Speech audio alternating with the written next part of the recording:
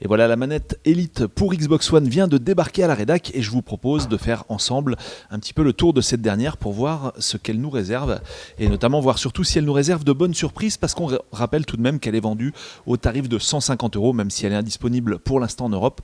Donc c'est quand même une manette assez chère puisque finalement elle coûte quasiment la moitié du prix de la console tout entière. Alors tout d'abord, on voit ici l'emballage, ici dans une boîte comme ça semi-rigide, avec surface tissu qui a l'air vraiment d'excellente qualité, avec la petite fermeture éclair autour, qui vous permettra d'emmener la manette partout avec vous en cas de besoin. Ici on a le câble USB, alors on voit avec surface comme ça du câble qui est tressé, donc là pareil, câble d'excellente facture. Et maintenant, voyons plus en détail cette fameuse manette, et si la forme ne change pas grand-chose par rapport à la manette d'origine, on va voir qu'il y a tout un tas de petites améliorations bien senties. Et tout d'abord, à l'arrière ici, cette surface caoutchoutée avec de légères aspérités offre une excellente prise en main, c'est vraiment très très agréable. Ensuite, on voit ici que sur le bas, on a des petits trous avec des petits boutons verts comme ça. Alors Kesako, ça c'est vrai qu'on a eu souvent l'occasion de le voir en photo ou en vidéo sur internet. Et bien, dans la petite mallette de transport, on a ici des emplacements dans lesquels viennent se loger des petits boutons qu'on va pouvoir placer plus ou moins à sa guise à l'arrière de la manette. Alors il y a des boutons de petite taille ou des boutons de grande taille comme ça, et on va pouvoir, à condition de ne pas les croiser comme ça, évidemment ça c'est pas forcément conseillé comme configuration, on va pouvoir les placer un peu où on le souhaite à l'arrière de la manette comme ceci, pour disposer de boutons supplémentaires, par exemple pour passer des vitesses dans un jeu de voiture ou autre comme on le souhaite. On n'est pas obligé de les mettre les 4 en même temps, on peut en mettre que 2 comme ceci ou un seul, on fait vraiment ce qu'on souhaite.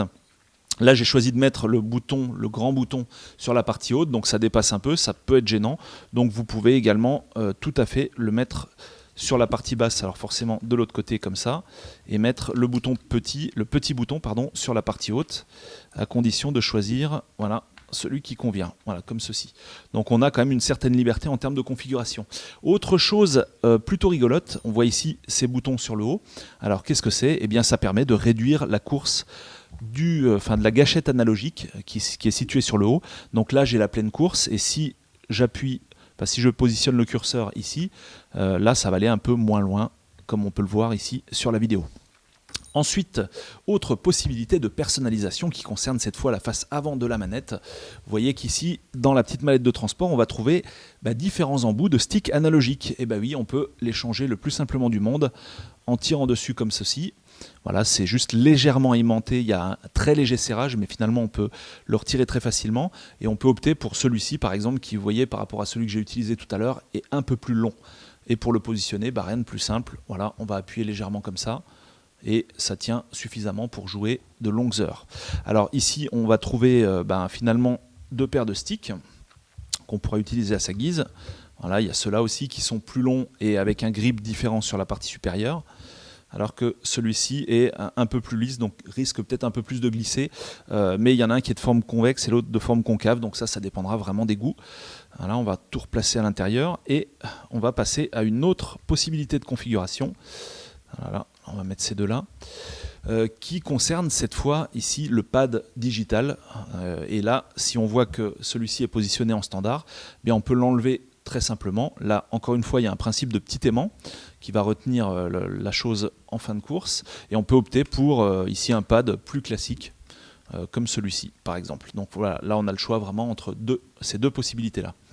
On va remettre l'autre. Alors celui-ci est un peu moins pratique à enlever forcément, parce qu'on ne va pas avoir le pourtour rond de ce modèle-là, qui offre une meilleure prise. Pour le reste, finalement, ça ne change pas grand-chose par rapport au stick d'origine. Le seul petit regret qu'on aura finalement, c'est que on n'a pas de kit Play and Charge qui est fourni. En standard, on va avoir simplement 2 piles non rechargeables qui sont fournies dans le pack. Et ça, c'est quand même à ce prix-là, je dirais, un tout petit peu dommage. Sinon, pour tout le reste, force est de reconnaître que là, à l'heure actuelle, c'est vraiment la meilleure manette pour console qui m'a été permis de voir. Et on verra si toutes ces bonnes impressions se confirment lors du test.